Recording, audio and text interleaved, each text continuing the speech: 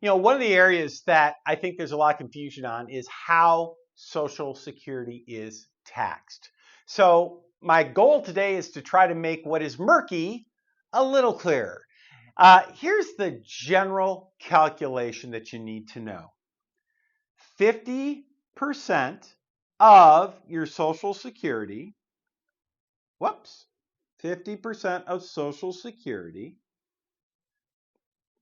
plus all other income.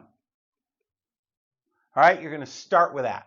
Now, you have to understand what is included in this all other income piece.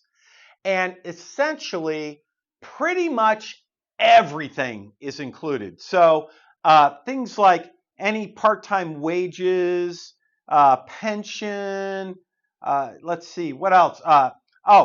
Interest, dividends, capital gains are included. Interest on municipal bonds, which are supposed to be tax-free, but it's included here. Interest on munis, IRA distributions, 401k, 403b distributions, all that kind of stuff. Let's see. Rental income, part-time, like business income. Basically, if it's an income source, it's counted.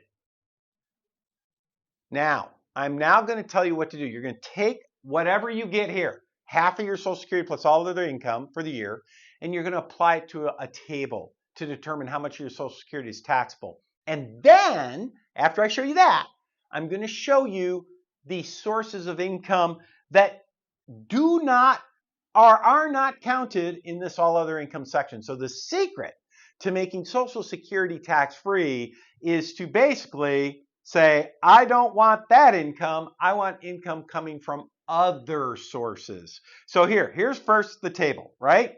So here's our table. All right, married, and then we have single. Now, here it is. With Social Security, there is a 50% level and an 85% level.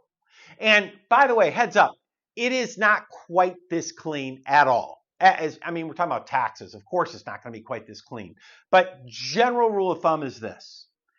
When you do your calculation, half of Social Security plus all other income, if you are above, or 34,000 is your threshold if you are married, and 25,000 if you are single. So what does that mean?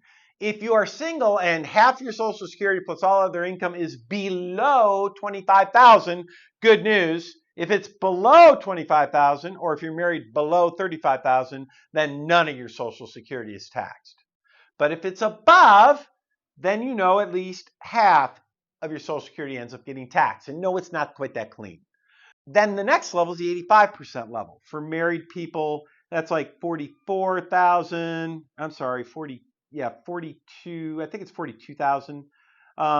42, 44. It's right in that range. Single people, it's 34. Right? So it's right in those ranges. And again, if you're above those numbers, then you are up to 85% of your Social Security is taxable. Now here's the deal.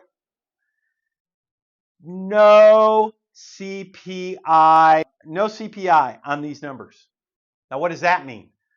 These numbers don't change. 10 years from now, they're going to be the same. 20 years from now, they're going to be the same. So as inflation is creeping up your income, guess what?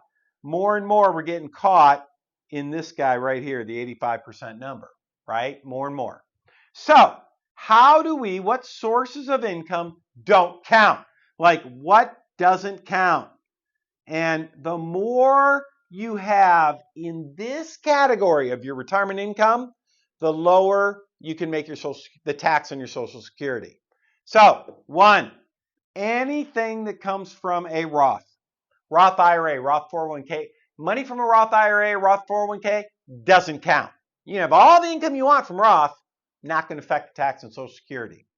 Number 2, anything from properly designed life insurance doesn't count.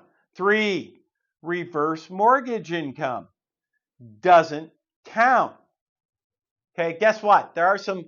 4, disability doesn't count.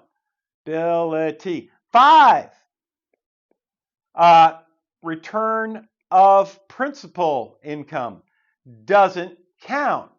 So in other words, there's a lot of different sources of income that don't count. So if you want to best manage your Social Security, if you want to keep the taxes on your Social Security as low as possible, these are where you want to get income from. You want to structure your affairs so you're getting your income from these sources, not from what everybody else does. So there you go.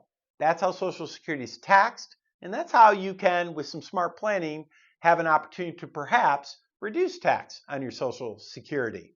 With all that being said, heads up, if you have a big pension, you're stuck and there's nothing you can do. But you can certainly avoid tax in other areas if you pay attention. That's it. Hope you enjoyed it.